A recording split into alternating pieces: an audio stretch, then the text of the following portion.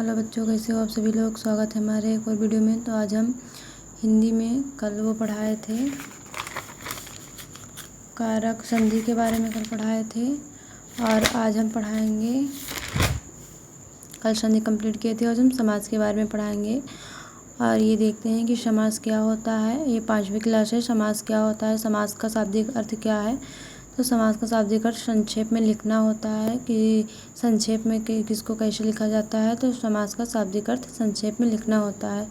परिभाषा, समास की परिभाषा होती है, दो या दो से अधिक शब्दों के मेल से बना सार्थक शब्द सामासिक या समस्त पद कहलाता है। दो या दो से अधिक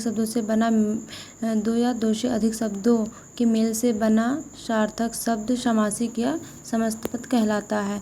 तो जैसे कि इसका एग्जाम्पल हो जाएगा राम कटोरी। समस्त पद ये है, समासिक पद है, जैसे मतलब राम की कटोरी। तो इसका समास विग्रह होगा समासिक पद में जुड़े शब्दों के बीच संबंध बनाना। तो समास विग्रह राम की कटोरी समास विग्रह होगा। और गगन चुम्बी का समास विग्रह गगन को चूमने वाला होगा। तो इस प्रकार से समास का विग्रह होता है। समासिक शब्द दो पद होते हैं। समासिक शब्द में दो पद होते हैं। पहला होता है पूर्व पद और दूसरा होता है उत्तर पद। और पहला पूर्व पद को पहला पद कहते हैं और दूसरे उत्तर पद को बाद का पद कहते हैं। तो प्रधान पद देखते हैं, वह पद होगा, प्रधान पद वह पद होगा जिससे समासिक शब्द का अर्थ पूरी तरह प्रभावित हो, तो वो प्रधान पद होगा। और दूसरा गौण पद होता है, तो वह शब्द जिसमें समासिक शब्द पर बहुत कम या ना के बराबर प्रभाव पड़े उसे गौण पद कहते हैं। जिसमें ना के बराबर प्रभाव पड़े उसे गौण पद के नाम से जाना जाता है। प्रधानता के आधार पर समास के प्रकार। तो प्रधानता के आधार पर समास के 5 प्रकार होते हैं। तो पहला है अव्ययी भाव समास, दूसरा है तत्पुरुष समास और तीसरा है द्वंद्व समास। चौथा देखते हैं तो ये बहुव्रीहि समास है। तो इस प्रकार से हम लोग कंप्लीट करते हैं कि प्रधानता के आधार पर समास 4 प्रकार के होते हैं। और जो अव्ययी भाव समास होता है उसमें पहला पद पूर्व पद प्रधान होता है। उपसर्ग वाला समास, इसका एग्जाम्पल होगा जैसे प्रतिदिन, भरपेट, नामकरण, ये सब अव्ययी भाव समास के अंतर्गत आते हैं। और दूसरा देखते हैं तत्पुरुष समास। तो ये उत्तर पद प्रधान, इसमें उत्तर पद मतलब बाद का पद प्रधान होता है। तो तत्पुरुष समास के अंतर्गत 2 समास और आते हैं। तो ये तत्पुरुष समास के अंतर्गत का पहला समास है कर्मधार पद। कर्मधार समास उत्तर पद प्रधान मतलब बाद का पद प्रधान होगा। और दूसरा आता है तत्पुरुष समास के अंतर्गत दूसरा समास आता है उत्तर पद प्रधान मतलब बाद का पद प्रधान। दोनों में बाद के पद प्रधान होते हैं तत्पुरुष समास के अंतर्गत। और तीसरा आता है द्वंद्व समास। तो इसमें पूर्व उत्तर पद दोनों प्रधान होते हैं। द्वंद्व समास में दोनों पद प्रधान होते हैं। और बहुव्रीहि समास में इसमें भी दोनों पद अप्रधान मतलब गौण होते हैं, ना के बराबर होते हैं। पूर्व और उत्तर पद दोनों अप्रधान मतलब गौण के बराबर, ना के बराबर होते हैं। अब देखते हैं कि द्वंद्व समास क्या है। तो एक साथ बोले जाने वाले शब्द, मतलब एक साथ बोले जाने वाले शब्द योजक शब्द चिन्ह से जुड़े शब्द दोनों पद प्रधान हों उसे द्वंद्व समास कहते हैं। उदाहरण, इसका एग्जाम्पल है माता पिता, भाई बहन, अचार विचार, दिन रात, दाल भात, आकाश पाताल। तो इसका विग्रह करेंगे आप। तो इसमें माता पिता का जब द्वंद्व समास होगा तो इसका विग्रह होगा माता और पिता, भाई और बहन, अचार और विचार। तो इस प्रकार से जब द्वंद्व समास का विग्रह करेंगे तो इसमें और शब्द जुड़ जाता है, कुछ भी लिखा हो लेकिन और शब्द आ जाता है। द्वंद्व समास नोट है कि द्वंद्व समास का विग्रह और लगाने से बनता है। मतलब कि द्वंद्व समास कहीं भी लिखी हो तो आप समझ जाइए कि अगर माता पिता या आकाश पाताल लिखा है तो उसमें और शब्द लगाएंगे तो द्वंद्व समास मतलब विग्रह हो जाएगा। जैसे कि आकाश पाताल लिखा हो तो वहाँ पे अगर आकाश और पाताल लगाएंगे तो द्वंद्व समास विग्रह हो जाएगा। दाल और भात ये सब द्वंद्व समास विग्रह के अंतर्गत आते हैं। तो हम देखते हैं कि अब इसके बाद आता है बहुव्रीहि समास। तो बहुव्रीहि समास का अर्थ होता है जहाँ दो शब्द मिलकर किसी अन्य तीसरे की तरफ इशारा करें। बहुव्रीहि समास का अर्थ होता है कि जहाँ दो शब्द मिलकर किसी अन्य तीसरी की तरफ इशारा करें।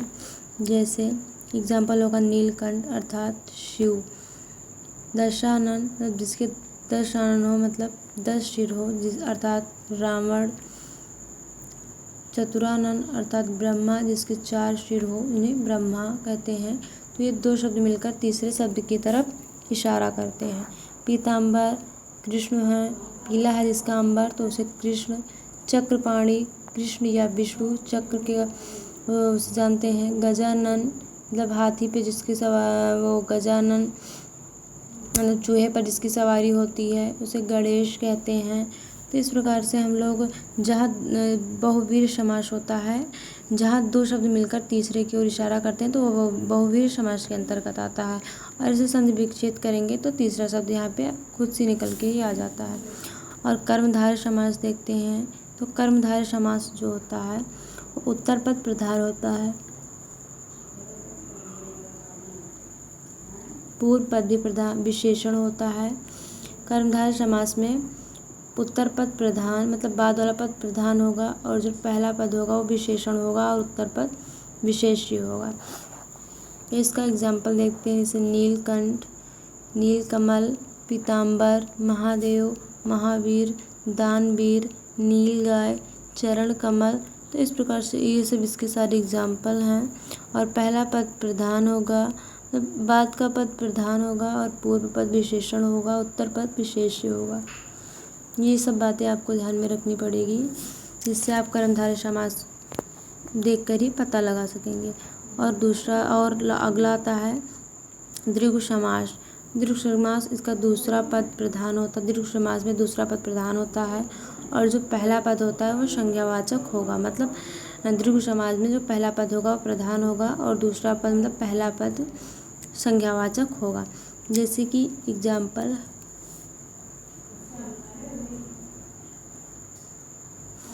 तिराहा मतलब 3 राहों के समूह को तिराहा कहते हैं। तिरंगा 3 रंगों के समूह को तिरंगा कहते हैं। और नवरात्र नवरात्रों के समूह को नवरात्र कहते हैं। चौराहा 4 राहों मतलब 4 रास्ताओं से चौराहा कहते हैं। चतुरानन जिसके 4 आनन हो मतलब ब्रह्मा जी। और सप्ताह 7 दिनों जो 7 दिन होते हैं सप्ताह कहते हैं। दशानन मतलब 10 सिर हो, दोपहरों का हर उसे दोपहर कहते हैं। पंचानन त्रिकोणा 3 कोनों के समूह और त्रिभुज, पंजाब, चवन्नी ये सब दीर्घ समास के अंतर्गत आते हैं जिसमें मतलब गिनती काउंट की जाती है, मतलब संख्यात्मक मान आता है उसे दीर्घ समास कहते हैं। और इसमें दूसरा पद प्रधान और पहला पद जो होता है वो संज्ञावाचक होगा। उसके बाद तत्पुरुष समास को देखते हैं तो तत्पुरुष समास में दूसरा पद प्रधान होता है। जो तत्पुरुष समास है उसमें दूसरा पद प्रधान होगा। इसका एग्जाम्पल राजपुत्र मतलब राजा का पुत्र, इसका दूसरा पद प्रधान माना जाता है होता है। तो तत्पुरुष समास के अंतर्गत 7 तत्पुरुष समास आते हैं। तो इस प्रकार से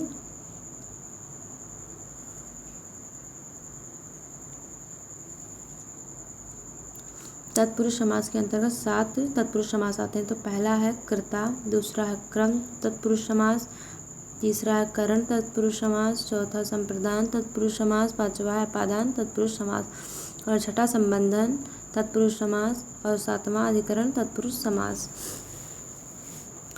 तो ये सब तत्पुरुष समास के अंतर्गत 7 प्रकार के तत्पुरुष समास आते हैं। तो इससे हम देखते हैं अगर कर्म तत्पुरुष समास है तो वहाँ पे को होगा और करण तत्पुरुष समास है तो से के द्वारा होगा। संप्रदान तत्पुरुष समास है तो के लिए होगा। अगर अपादान तत्पुरुष समास है तो से अलगाव मतलब अपादान होगा, वहाँ पे से अलगाव मतलब कोई भी चीज़ किसी भी चीज़ से अलग होती हुई दिखाई देगी आपको, तो वहाँ पे अपादान तत्पुरुष समास होगा। संबंधन तत्पुरुष समास तो का की के ये सारी चीज़ें कराएंगे तो वहाँ पे संबंध तत्पुरुष समास होगा।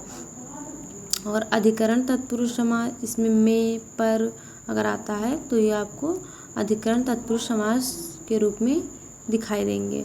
तो इसका एग्जाम्पल देखते हैं हम लोग। देश, इसका एग्जाम्पल होगा देश निकाला, मतलब ये अलग हो रहा है। देश से निकाला मतलब देश से निकला हुआ, मतलब ये अलगाव दिखा रहा है। तो यहाँ पे अपादान तत्पुरुष समास होगा। देश निकाला में अपादान तत्पुरुष समास होगा। दूसरा आता है ऋण मुक्त, तो ये भी अलगाव कर रहा है। ऋण से मुक्त मतलब ऋण से मुक्त, ये भी अलगाव बता रहा है कि ये मुक्त हो गया, तो ये अलगाव है। तो यहाँ पे भी अपादान तत्पुरुष समास होगा। आप लोग देख सकते हैं रोगग्रस्त में कौन सा समास है। तो रोगग्रस्त में इसका विग्रह करेंगे तो रोग से ग्रस्त, मतलब रोग से ग्रस्त है। तो यहाँ पे से आया है और आप लोग देख सकते हैं कि से किसके लिए आता है। तो ये अपादान तत्पुरुष के लिए से का प्रयोग करते हैं, मतलब से आता है। और आप बीती, आप पर बीती, मतलब ये अधिकरण कारक है। यहाँ पर भी पर आया है और यहाँ पर भी देख सकते हैं कि अगर अधिकरण कारक वो होगा जिसमें में पर ये सब आता तो अधिकरण कारक के अंतर्गत आएगा। तो ये आप पर बीती, मतलब आप बीती, आप पर बीती, तो ये सब अधिकरण तत्पुरुष समास है। अगला देखते हैं कवि रचित, कवि द्वारा रचित।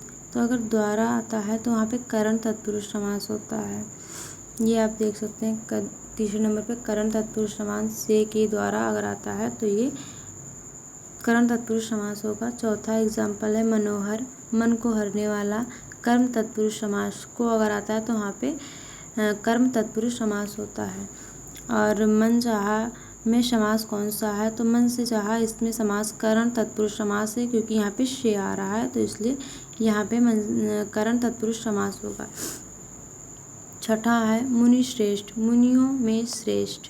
तो जो मुनियों में श्रेष्ठ होता है उसे मुनियों में श्रेष्ठ अगर में कहीं पे भी आता है तो आप लोग देख सकते हैं तो अधिकरण कारक होगा, मतलब वो अधिकरण कारक में आता है। अगर में पर ये सब आता तो वहाँ पे अधिकरण कारक होता है। नगर वास, नगर का वास, अगर का आता तो वहाँ पे कर्म तत्पुरुष समास होता है।